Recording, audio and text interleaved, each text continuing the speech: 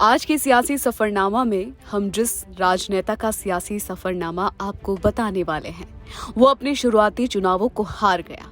फिर पार्टी ने टिकट नहीं दिया तो निर्दलीय मैदान में उतरा, लेकिन फिर हार गया और जिस पार्टी से बगावत की उस पार्टी को चुनाव में चौथे स्थान पर धकेल दिया। लेकिन पार्टी सत्ता में आई, फिर चुनाव हुए और इस बार जब ये नेता अपनी सीट से पार्टी सिंबल पर जीता तो पार्टी सत्ता से बाहर हो गई।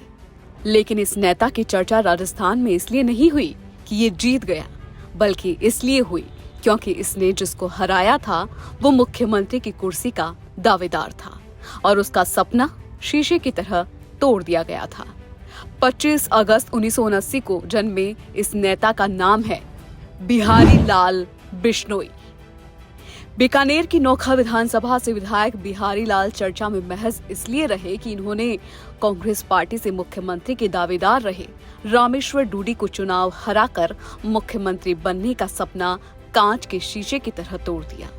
बिहारी लाल शुरुआत से ही भाजपा में कार्यकर्ता बनकर रहे और फिर पहली बार साल 2008 में भाजपा ने नोखा विधानसभा सीट से टिकट दिया। बिहारी लाल अपने राजनीतिक जीवन का पहला बड़ा चुनाव लड़ रहे थे। 2008 में राजस्थान के सियासी गणित के हिसाब से सूबे में कांग्रेस की सत्ता आनी थी। भाजपा सत्ता में होने के कारण विरोध झेल रही थी। चुनाव हुए और नतीजे आए। कांग्रेस और भाजपा दोनों नोखा सीट से चुनाव हार गए। निर्दलीय कन्हैया लाल चुनाव जीत गए। नोखा विधानसभा सीट का एक इतिहास रहा है। यहाँ कांग्रेस भाजपा के अलावा निर्दलीय भी ज्यादा बाजी मारता है। 1952 से 2018 तक निर्दलीय 5 बार, कांग्रेस 7 बार और भाजपा महज 3 बार ही नोखा पर अपना सियासी कब्जा जमा पाए हैं। अब 2013 का विधानसभा चुनाव होना था। सियासी गणित के हिसाब से सूबे में भाजपा की सरकार बननी थी।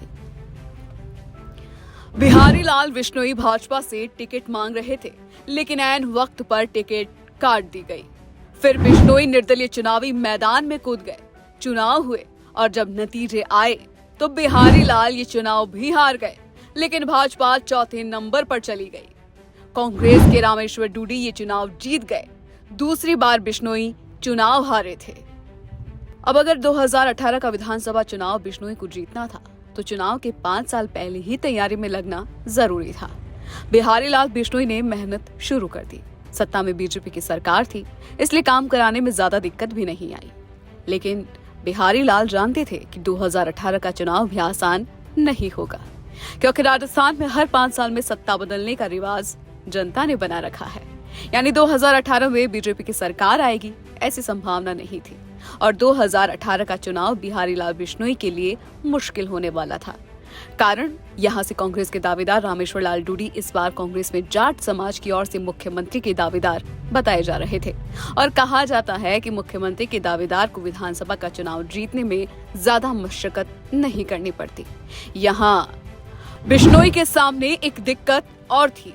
नोखा सीट जाट बाहुल्य माना जाता है। हालांकि बिश्नोई वोटर्स भी अच्छी संख्या में है। देखते ही देखते चुनाव का वक्त आ गया। कांग्रेस से रामेश्वर डूडी और भाजपा से बिहारी लाल बिश्नोई को उम्मीदवार बनाया गया। कन्हैया लाल निर्दलीय चुनावी मैदान में उतर गए। चुनाव हुए। जब नतीजे आए तो बिहारी लाल बिश्नोई करीब 8000 वोटों से चुनाव जीत गए। ये जीत बिहारी लाल बिश्नोई के लिए बड़ी जीत थी, क्योंकि एक तरफ बीजेपी सत्ता से बाहर हो गई थी, फिर भी वो जीत गए थे और जीत भी रामेश्वर डूडी के खिलाफ, जो अपने आप को मुख्यमंत्री का दावेदार मान रहे थे। उनको 8000 वोटों से करारी शिकस्त दी थी। फिर भी सच यही था कि बिहारी लाल बिश्नोई को विपक्ष में बैठना था। लेकिन इस जीत ने अचानक से बिहारी लाल बिश्नोई को राजस्थान की राजनीति में सुर्खियों में ला दिया था। बिहारी लाल बिश्नोई का सियासी सफरनामा आपको कैसा लगा, हमें कमेंट करके जरूर बताएं और चैनल को सब्सक्राइब करें।